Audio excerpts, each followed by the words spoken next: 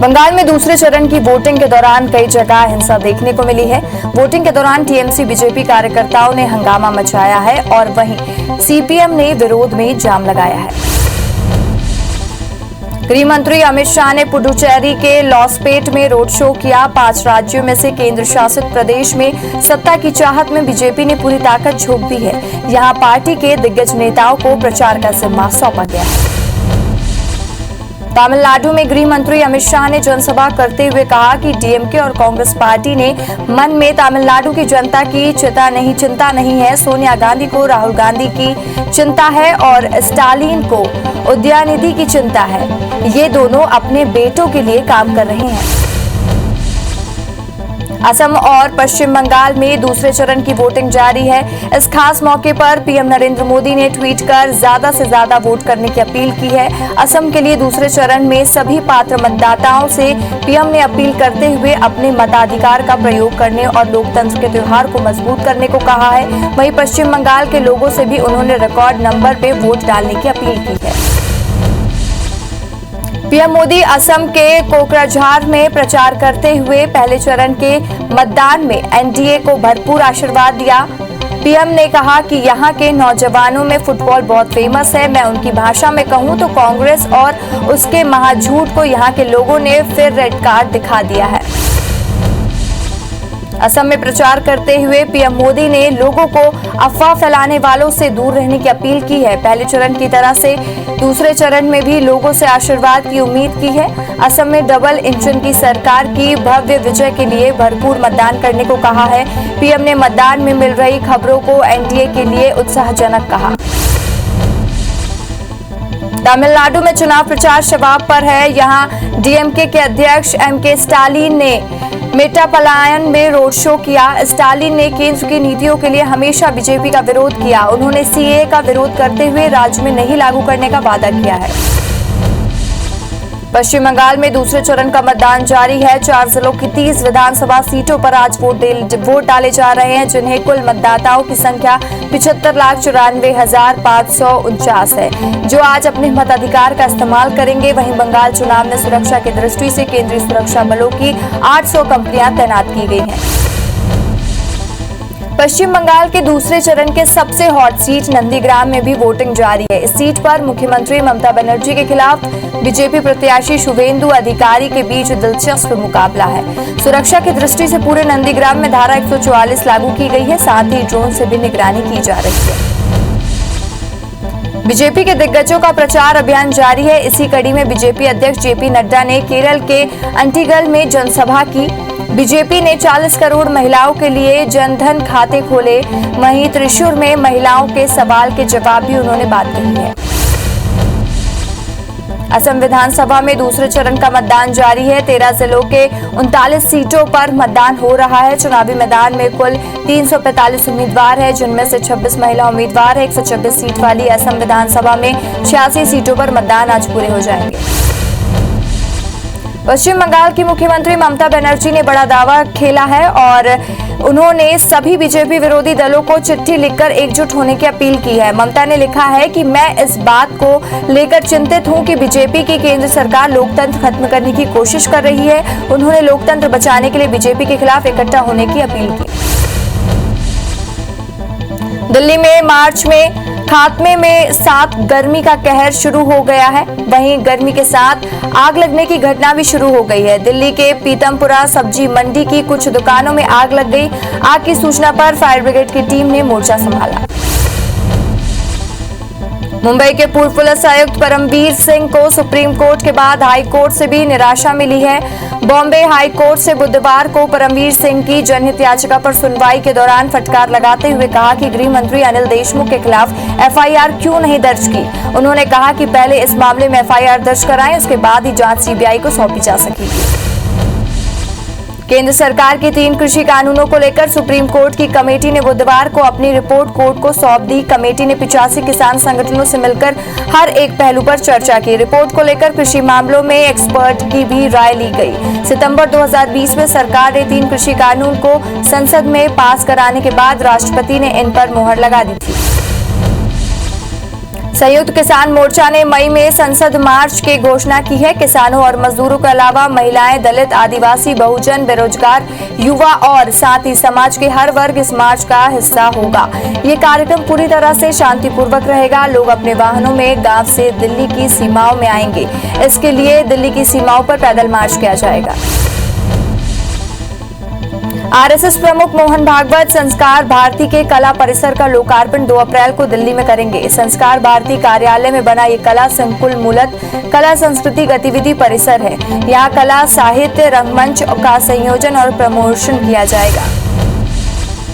नए वित्तीय वर्ष के पहले दिन रसोई गैस की कीमत में कटौती का फैसला लिया गया है। इंडियन ऑयल कॉर्पोरेशन के मुताबिक एलपीजी सिलेंडर की कीमतों में 10 रुपए की कटौती की गई है। कम की गई कीमतें 1 अप्रैल से यानी आज से लागू कर दी गई है। सोने के दाम एक बार फिर से गिर गए हैं। बुधवार को सोना 44,228 रुपए प्रति 10 ग्राम पर आ गया। 1 मार्च को सोना 45,520 रुपए था, यानी एक महीने में ही सोना 1,292 रुपए सस्ता हो गया है। एक्सपर्ट कहते हैं कि डॉलर मजबूत होने पर सोने के दाम कम होते हैं। अभी $1 की कीमत 73.45 रुपए के बराबर है।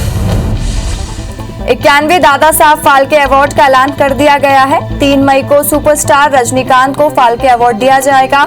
पीएम मोदी ने एक्टर रजनीकांत को बधाई दी है। रजनीकांत पिछले 40 साल से साउथ और बॉलीवुड फिल्म इंडस्ट्री में सक्रिय हैं। केंद्रीय मंत्री प्रकाश जावड़ेकर ने पुरस्कार की घोषणा की। फ्रांस से निकले 3 राफेल लड़ाकू विमान बुधवार रात भारत पहुंच गए। ये राफेल गुजरात के जामनगर एयर बेस में उतरे हैं। ये लड़ाकू विमान अंबाला के गोल्डन एरो स्क्वाड्रन का हिस्सा होंगे। 3 राफेल के बाद आते ही अब राफेल लड़ाकू विमान की कुल संख्या 14 हो गई है। एमपी में दमोह विधानसभा उपचुनाव 17 अप्रैल को होने वाले हैं, जिनमें से कुल 37 प्रत्याशियों के नामांकन भरे हैं और 4 प्रत्याशियों के नामांकन फॉर्म समीक्षा के दौरान अधूरे पाए गए और अब कुल 34 प्रत्याशियों के फॉर्म सही पाए गए हैं। ड्रग्स केस के सप्लायर शादाब बटाटा के बयान के बाद गिरफ्तार हुए फिल्म एक्टर एजाज खान को कोर्ट ने बुधवार को 3 अप्रैल तक के लिए एनसीबी की कस्टडी में भेज दिया है।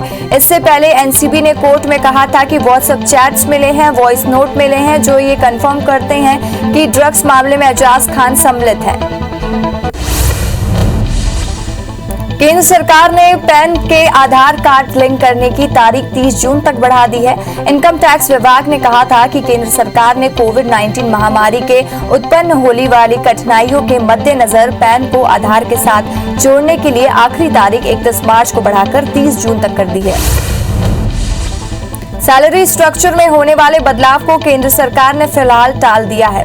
ऐसा इसलिए किया गया क्योंकि नए श्रम कानून को लेकर कुछ राज्यों की तैयारी अभी अधूरी है। वहीं नियुक्तियों का और भविष्य निधि देनदारी का कोई बदलाव नहीं होगा। बता दें कि केंद्र सरकार ने बीते दिनों 29 श्रम कानूनों को बदलकर 4 श्रम कानून बनाए हैं। सरकारी गारंटी स्कीम को लेकर निर्मला सीतारमण ने आज बड़ा ऐलान किया है। उन्होंने बताया है कि सरकारी सेविंग स्कीम के तहत रिवाइज किए गए ब्याज दरों को वापस लिया जा रहा है। इसके बाद अब अप्रैल-जून तिमाही के लिए ब्याज दरें पहले की तरह ही लागू होंगी। इसके पहले बुधवार को सरकार ने इस योजनाओं पर ब्याज दरों में 1.1% तक की कटौती का ऐलान किया था।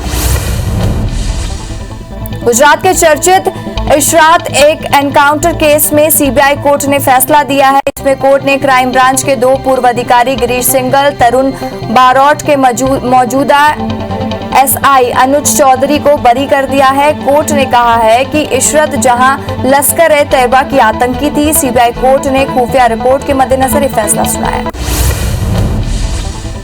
उत्तराखंड के हरिद्वार में आज से कुंभ मेला शुरू हो गया। आज सुबह बड़ी संख्या में श्रद्धालुओं ने हर दिन पौड़ी में स्नान किया। एक श्रद्धालु ने बताया, सरकार ने यहां बहुत अच्छा प्रबंधन किया है। सभी जगह कोरोना नियमों का पालन हो रहा है। सरकार ने कुंभ में पहुंचने वालों को कोरोना गाइडलाइन का पालन अनिवार्य कर दिया है। एंटीलिया केस में जांच कर रही एनआईए ने बड़ा खुलासा किया है। मामले में गिरफ्तार एपीआई सचिन वजय के कहने पर ही ड्राइवर जिलेटिन से भरा स्कॉर्पियो को 25 फरवरी को रात एंटीलिया के बाहर खड़ा किया था। इस दौरान सचिन वजय स्कॉर्पियो के पीछे इनोवा को चला रहा था। स्कॉर्पियो खड़ी करने के बाद ड्राइवर पीछे के गेट से निकलकर इनोवा में सवार होकर दोनों वहां से चले गए। पाकिस्तान की इमरान सरकार ने भारत से कॉटन और चीनी के आयात में मंजूरी दी है। पाकिस्तान की कैबिनेट आर्थिक समन्वय समिति ने बुधवार को भारत के साथ व्यापार को फिर से शुरू करने की मंजूरी दे दी। पाकिस्तान 30 जून से 2021 से ही भारत में कॉटन का आयात करेगा। मीडिया रिपोर्ट्स के मुताबिक पाकिस्तान सरकार ने निजी क्षेत्र को भारत से चीनी के आयात को मंजूरी दी है। छत्तीसगढ़ के 3 बड़े शहरों में वायु प्रदूषण कम करने की कोशिश हो रही है और वहीं बढ़ते प्रदूषण लेवल को कम करने रायपुर, दुर्ग और भिलाई में स्मोक टावर लगाए जाएंगे। केंद्र सरकार ने पॉल्यूशन कम करने के लिए 50 करोड़ रुपए जारी किए हैं। छत्तीसगढ़ में जमीन की गाइडलाइन दर नहीं बढ़ेगी। प्रदेश सरकार ने 1 साल के लिए 30% की छूट को जारी रखने का फैसला लिया है। जमीन खरीदी का पंजीयन शुल्क में भी छूट के साथ गाइडलाइन के प्रस्ताव को मुख्यमंत्री भूपेश बघेल ने मंजूरी दे दी है। छत्तीसगढ़ में आज से नई आबकारी नीति लागू हो रही है। वहीं प्रदेश की नई आबकारी नीति का अनुमोदन भूपेश बघेल कैबिनेट पिछले दिनों ही कर चुकी है। ड्यूटी और घटने पर नए वित्त वर्ष में विदेशी शराब के दाम थोड़े कम हो सकते हैं। इस साल नई दुकान नहीं खोलने के निर्णय के साथ ही टाइमिंग 1 घंटा बढ़ा दी गई है। रायपुर में नशे के खिलाफ पुलिस के ऑपरेशन क्लीन के तहत नशे में 2 सौदागर गिरफ्तार किए गए हैं। पुलिस ने पाकिस्तान से सप्लाई होने वाले हेरोइन, कोकेन, मिक्स चिट्ठा और चरस बरामद की है। राहुल गांधी पर पूर्व सीएम रमन सिंह ने ट्वीट अटैक किया है। रमन सिंह ने लिखा है कि विज्ञापनों के झूठ से बाहर आकर छत्तीसगढ़ के सत्य का ज्ञान करिए। रमन सिंह ने 36 में से एक भी वादा पूरा नहीं करने का आरोप लगाया। कांग्रेस ने पलटवार कर कहा कि सिर्फ भ्रम फैलाना बीजेपी का काम हो गया है। मध्य प्रदेश में बढ़ते कोरोना संक्रमण पर सरकार ने सख्ती बरतना शुरू कर दिया है। सरकारी और निजी अस्पतालों में एस्मा लागू कर दिया गया है। अब डॉक्टर्स इलाज के लिए इनकार नहीं कर सकेंगे। साथ ही एस्मा के उल्लंघन पर जेल भेजने का भी प्रावधान किया गया है। टैक्स बढ़ाने की भारी विरोध के बाद इंदौर नगर निगम बैकफुट पर आ गया है। सीएम और नगरीय प्रशासन मंत्री से चर्चा के बाद नगर निगम ने टैक्स बढ़ोतरी का फैसला वापस लिया है। कांग्रेस ने आज ही जनजागरण यात्रा निकाली थी। एमपी में समर्थन मूल्य पर गेहूं खरीदी के साथ सियासत भी शुरू हो गई है। कांग्रेस ने भोपाल प्रदेश कार्यालय से किसान कॉल सेंटर बनाया है। बीजेपी ने गेहूं खरीदी पर सियासत के लिए कांग्रेस पर तंज कसा है। अंबिकापुर में IBC 24 की खबर का बड़ा असर हुआ है। कलेक्टर ने सरगवा गांव के अवैध प्लॉटिंग करने पर 80 लाख का जुर्माना लगाया है। साथ ही जमीन की खरीदी बिक्री पर भी रोक लगा दी गई है। कांकेर जिले के चरामा NH 30 पर सड़क हादसे में 2 सगे भाइयों समेत 3 की मौत हो गई। ट्रक और कार की भिड़ंत में ही ये दुर्घटना हुई। एक युवक गंभीर रूप से घायल हुआ, जिसे इलाज के लिए धमतरी रेफर किया गया। सूचना मिलने पर मौका पहुंची पुलिस ने ट्रक को जब्त कर लिया है। गुना में संदिग्ध हालात में हुई युवक की मौत के बाद अस्पताल का अमानवीय चेहरा सामने आया है। अस्पताल ने परिवार को शव वाहन तक नहीं दिया। मजदूर पिता ठेले पर जवान बेटे का शव रखकर घर ले गया। अंबिकापुर में 4 निलंबित सहायक प्राध्यापकों को बर्खास्त करने कवायद तेज हो गई है। प्राध्यापकों पर लखनपुर इंजीनियरिंग कॉलेज में 82 लाख रुपए की वित्तीय अनियमितता का आरोप लगा है। प्रबंधन ने FIR दर्ज करने और पुलिस को पत्र लिखा है। बैतूल में पुलिस कर्मियों पर हमले का वीडियो सोशल मीडिया पर वायरल हो गया है। इस हमले में 4 पुलिसकर्मी घायल हुए थे। बैतूल में प्रतिबंध के बाद ही मेले का आयोजन किया गया था।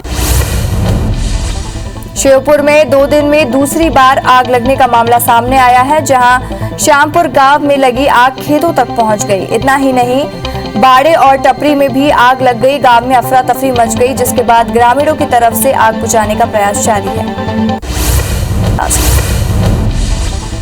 दुनिया भर में कोरोना संक्रमितों का आंकड़ा 12 करोड़ 94 लाख को पार कर गया है। वहीं 28 लाख 28 हजार मरीजों की मौत हो चुकी है।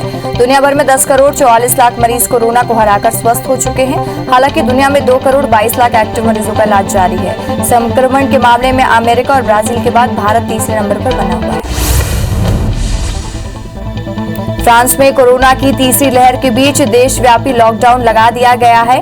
आने वाले 3 हफ्ते तक सभी स्कूल बंद रहेंगे। राष्ट्रपति इमैनुएल माक्रों ने कहा है कि लॉकडाउन के दौरान केवल जरूरी सामान की दुकानें ही खुलेंगी और लोगों को दफ्तर के बजाय घरों से ही काम करना होगा। कोरोना की दूसरी लहर के बीच देश में 6 महीने बाद 28 मार्च को दुनिया में सबसे ज्यादा 68,020 नए कोरोना मरीज मिले। ये आंकड़े पिछले 169 दिनों में सबसे ज्यादा हैं। बता दें कि पिछले साल 10 अक्टूबर को 74,418 मामले सामने आए थे। देश के 15 से ज्यादा जिलों में कोरोना की दूसरी लहर ने भयावह रूप ले लिया है, जबकि आज कोरोना के 72,000 मामले सामने आए हैं। कोरोना की दूसरी लहर तेजी से बढ़ने के साथ ही अब टेस्टिंग भी बढ़ा दी गई है। अब एक बार फिर से रोज 10 लाख टेस्ट किए जा रहे हैं। मार्च के दूसरे हफ्ते से अब तक पिछले 15 दिनों में टेस्टिंग 88% कर दी गई है और वहीं जनवरी में कोरोना के मामले में कम आने के कारण प्रतिदिन टेस्टिंग का आंकड़ा घटाकर 6 लाख कर दिया गया है। देश में कोरोना की दूसरी लहर के बाद एक दिन में 72,070 नए मामले सामने आए हैं। कोरोना केस 1,22,00,000 के पार पहुंच गया है।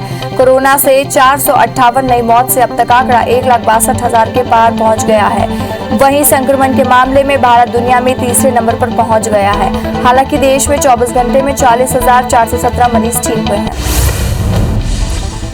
पूरे देश में कोरोना संक्रमण तेजी से पैर पसार रहा है। इस बीच कर्नाटक के जेडीपी नेता और पूर्व प्रधानमंत्री एचडी देवेगौड़ा ने भी कोरोना पॉजिटिव पाए गए हैं। साथ ही एचडी देवेगौड़ा की पत्नी चिन्नामा भी संक्रमित पाई गई हैं। कोरोना से बचाव के लिए टीकाकरण अभियान का तीसरा चरण आज से शुरू हो रहा है। पहला टीका लगने में 74 दिन बाद शुरू होने जा रहे तीसरे चरण में 45 या उससे अधिक आयु के सभी लोगों को वैक्सीन की पहली खुराक दी जाएगी। अब 45 से 59 साल तक की आयु वर्ग वालों को टीका लगाने कोई मेडिकल सर्टिफिकेट नहीं दिखाना होगा। तीसरे चरण में ऐसे करीब 40 करोड़ लोगों को वैक्सीन देने का लक्ष्य रखा गया है। महाराष्ट्र में 39,544 नए मामले, कुल आंकड़ा 28,12,000 को पार कर गया है। राज्य में 227 मौत से अब तक 54,639 लोगों की मौत हो चुकी है। वहीं एक्टिव मरीजों का आंकड़ा 3,56,000 को पार कर गया है। राज्य में 24,727 मरीज स्वस्थ भी हुए हैं। बता दें कि महाराष्ट्र में कुल 36 में से 25 जिले सबसे ज्यादा प्रभावित हैं। महाराष्ट्र में कोरोना संक्रमण की रफ्तार काफी तेजी से बढ़ रही है। यहां महज 3 दिन में मरीजों की संख्या 27 से 28 लाख हो गई है। 1 घंटे का औसत निकाला जाए तो महाराष्ट्र में हर घंटे 1388 मरीज मिल रहे हैं। राज्य में लगातार 7वें दिन 100 से ज्यादा लोगों की मौत हुई है। मुंबई, पुणे, नासिक और नागपुर में सबसे ज्यादा केस निकल रहे हैं। यही सबसे ज्यादा मौतें भी हो रही हैं। दिल्ली में कोरोना मामलों में बढ़ोतरी होने के बावजूद गाजीपुर सब्जी मंडी में लोग कोरोना के नियमों का उल्लंघन करते दिख रहे हैं। हालांकि दिल्ली में भी कोरोना के मामले बढ़ रहे हैं, लेकिन सरकार का कोविड प्रबंधन मजबूती से काम कर रहा है।